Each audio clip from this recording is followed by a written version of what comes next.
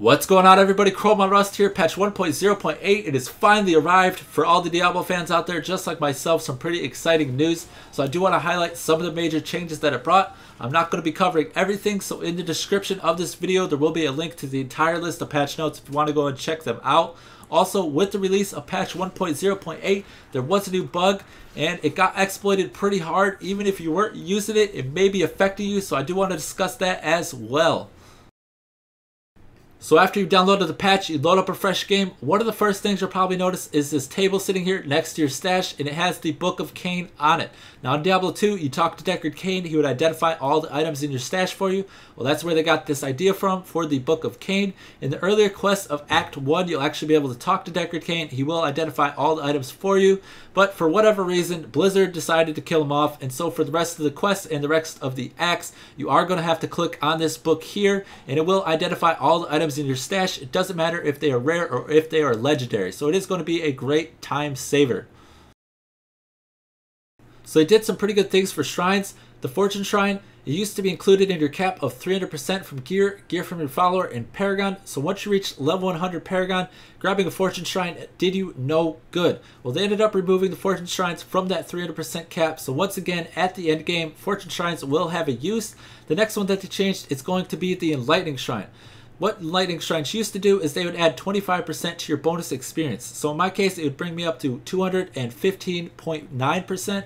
all the way up from 190.9. Well, now they are multiplicative, so it's going to take my 190.9% and it's going to multiply it by 25%. You can see there that it brought me up to 254.2%, so that one's pretty good as well.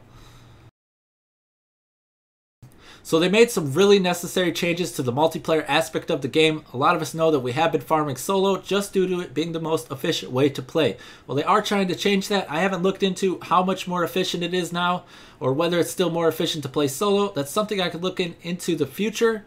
But I just want to talk about a few of the multiplayer changes, and they're going to be in a group like this where there are 4 players. I'm going to be getting 30% bonus magic find and gold find. If there's 3 players in the room, well, I'd be getting 20%, and if there's 2 players in the room, then I'd be getting 10%. So that's going to be added on to my total magic and gold find.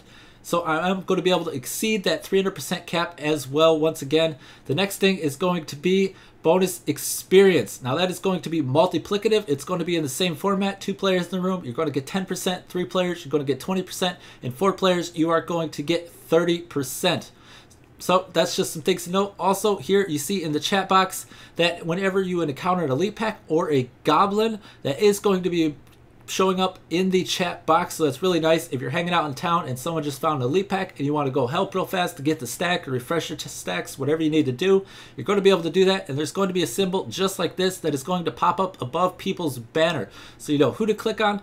And if you're in the same zone as that person but you're spread apart, there's also going to be an indicator on your map. So there's going to be no excuses for missing elites now, and you don't have to type in E while you're sitting there trying to fight and you're trying to get your buddies to come help. So it's going to be really, really good. Now the other thing that I wasn't going to talk about in this part, but since these guys did let me go ahead and hang out in the room for a while, also there's going to be the quest completion. So you are going to be receiving experience whenever you complete quests now. So that is great, because before there was just no reason to do them. So there's a few more multiplayer / friendless aspects of the game that they changed that don't actually require you to be in a game. Basically, they're trying to encourage the whole social aspect of Diablo 3. Nerds talking to each other, that's a whole new concept to me, so I don't know if it's going to work out. Only time will tell, I assume. So the first thing is going to be all acts, any quest. The way that you choose your public games, you're going to be able to hit this, select this one here. For really indecisive people like me, this is going to be really, really great. Just join a game, doesn't matter where it is. I just want to start playing. You're going to be able to do the same thing throughout all the acts as well. So you go to Act 1, any quest. You can scroll down to Act 2, any quest. So that's pretty nice. So also you can choose your difficulty just like you were before. You can choose your monster power just like you were before. But the new feature is going to be the party or the group that you choose to play with. If you're trying to do some questing or some monster slaying, you choose this one. If you're trying to do some brawling to kick some butt, you select this one. Now you'll see that monster power will actually gray out, because it's not going to matter which monster power you play on if you're just trying to PvP some people. Other one is going to be Key Warden, or if you're trying to do the key farming, you're going to be able to choose this one. Like I said, it's going to be really great, so that way when you join a game, the party will have the same goal in mind as you do, or at least most of the time. The next few features are going to be in the friends list. There's going to be this broadcast message to your entire friends list. So if you're trying to search for a PvP party and you're just trying to send out to like 20 of your buddies on your friends list, like, hey, does anybody want a PvP? You can spam them all at once, so that's going to be really, really great. Or you can use it for the feature like I do. I just like to say, hey, come see Chrome on Rust because he's really great, and I can just spam it to everybody all the time whenever I want. Not really, but the next feature over here that they actually did not include is going to be the Players Near You feature. Now, it was released with the patch notes, but it's not actually in the game yet. I'm assuming it's going to be soon. There was the auction house downtime. I'm sure they're more worried about that right now, but we'll get into that a little later. So basically, it's going to find the players around you locally. So players around your house will show up on the Players Near You box. This is something you're going to be able to disable, so I'll show you how once it is activated. So I know a lot of people aren't going to want to use it. I'm not sure how I feel about it, but only time will tell. I guess we'll have to wait and see. So you're going to go to the options, then you'll click on the social tab, and I'm assuming it's probably going to be right there in the blank spot. And so it's going to be just like these. You check it on and off, whether you'd like to have the Players Near You feature on. So there's another really great feature that actually like blew my mind over on the PTR. Now keep in mind that I am very easily amused. So basically what I did is I walked up to Covetous Shen and I was like, hey, I'm going to craft, and I was like, I want to upgrade my gems because on the PTR it doesn't cost anything. So any gems like this here that I don't have upgraded, I will go ahead and do. Well, you can see here I have no materials in my stash, but I can craft these rubies or these topazes, whatever I need to do. So let's go ahead. I can also bump up the number. So if I want to craft 2 of these, I can do that. And you can see that no hands, I can go ahead and craft the second one as well. From there, I don't even need materials. If I wanted to go ahead and make some amulets of intelligence, I don't need my brimstones on me. I don't need my demonic essences. Once again, I can go ahead and bump this up to 2. And no hands, I'm going to be able to make both of the amulets at the same time. You can walk away for a minute or whatever, and you'll have them both crafted. So once again, I'm easily amused, but this is pretty cool. We'll go ahead and check these out real fast. So that one's pretty bad, per usual, and that one's bad as well. So this next thing could probably just go without saying, but I will mention it for those who have not been hanging out on the Diablo scene.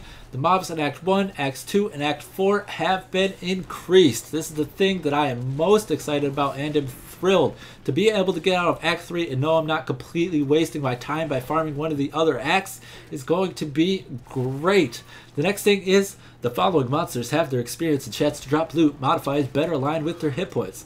So this list here basically just shows the smaller monsters have their loot drops decreased, the bigger monsters have their drop rate increased. It looks like a lot of the smaller guys are on this list, so this might not be in our favor, but it's alright. I understand why they made the changes, and I do think it was very, very rational of them to do so. The next thing is going to be the Key Warden. The Key Warden in Act 4 is going to drop any key. You can drop the Act 1 key for you, you can drop the Act 2 key for you, you can drop the Act 3 key for you. So if you're really indecisive, just run some Act 4. That's probably what I'll be doing if I don't need a particular key one way or the other. Probably just run some Act 4 and get it done with that way. The next thing is going to be the auction house user interface. They finally did it. They've been talking about it for a while. A lot of us, we were posting our items in the chat, and we'd spam general chat with a list of items, and then we'd hop in game and we'd search for the item that was best suited to our needs. Well, we're just not going to have to do that anymore. It's really, really nice. You can just hover over an item and it will show you the damage, the life, and the protection that you're gaining or losing. So that is really, really great. It's story time with Chrome on Rust. So I'm going to share Diablo's dirty little secret with you, and that is Diablo 1 had duping but no auction house. Diablo 2 had duping but no auction house. Diablo 3 has duping and a real money auction house. This is pretty much where the problem lies. People are spending real money on these imaginary items, but now people are duping those imaginary items and then selling them on the real money auction house. It's very, very unfair to those players. So my sympathy goes out to you, but basically how the dupe was occurring in patch 1.0.8 and it's currently why the auction house is down is people were posting gold on the real money auction house. They would take it down and they would get twice as much back. So from there, basically everybody was getting billions and billions and billions of gold, and then they would go out and buy up all the good items, all the 2-bill items on the auction house. Now they have those, and now those mid to high grade items are like the new 2-bill items, and the new 2-bill items, well, they're just like inflated past the point that people aren't even going to sell them on the auction house anymore. You're just going to have to go to like a forum page like D2JSP or whatever, or on the Diablo forums or Diablo fans forums. A lot of them have the trading and everything that you go ahead and check out. But this is a huge, huge problem. So the gold market is pretty much dropped, and the value of items has skyrocketed. So if you had like 500 mil the other day, well, that 500 mil, I can't, this is all speculation, but maybe it's only worth like 400 mil now, technically. If you were to go back in time and you looked at your 500 mil, well, now it'd be like worth about 400 mil. Yes, you still have your 500 mil, but the price of items is going to skyrocket when there is a lot of gold that is being put out into the whole entire system. So Blizzard has commented on this a little bit. They said it's not a huge problem. There was a picture of a guy that had like trillions of gold that was posted and everything. Blizzard did confirm that it was just something that was photoshopped, and there's not actually somebody on the Blizzard servers that has trillions and trillions of gold. So that is a good thing. But people were getting away with billions and billions of gold. Now, there has been some people who got banned. Like, I know people were streaming this. Like, people were just flat out streaming this, saying, hey, I'm doing this, I'm exploiting or whatever. And I guess I just really don't care. There was a streamer, basically what he was doing, he would do this, he'd post his gold, he'd take it down, but then he was buying like all the 2 bill items on the auction house. But he wasn't just doing that. He would have his streamers, or his, not his streamers, but his viewers, post things on the auction house, and then he would buy that for 2 billion. So he was basically just feeding gold to his viewers. So, I mean, that's pretty cool of him or whatever, but the way that he was acquiring his gold was definitely not cool. And another thing is gems. People were just buying up all of the emeralds. I think I heard the emeralds got up to about 500 million. So people would buy up all the emeralds, and then they would go and post them on the real money auction house. So now they're basically taking that fake gold that they took to buy items and now to sell for real money. That is a huge, huge problem. So that's just kind of my take on things. Hopefully you got a little something out of that. That's going to be it for me. I hope you did enjoy the review of patch 1.0.8 and this last part about Diablo's dirty little secret. There's been duping, there was duping, there's going to be doping, and there's going to be duping in the future. Duping, duping, duping. I'm out of here. You all have a great day. And I'll keep you my dirty little secret. Don't tell anyone, or you'll be just another regret. Just another regret. I hope that you can keep it, my dirty little secret. Who has to know?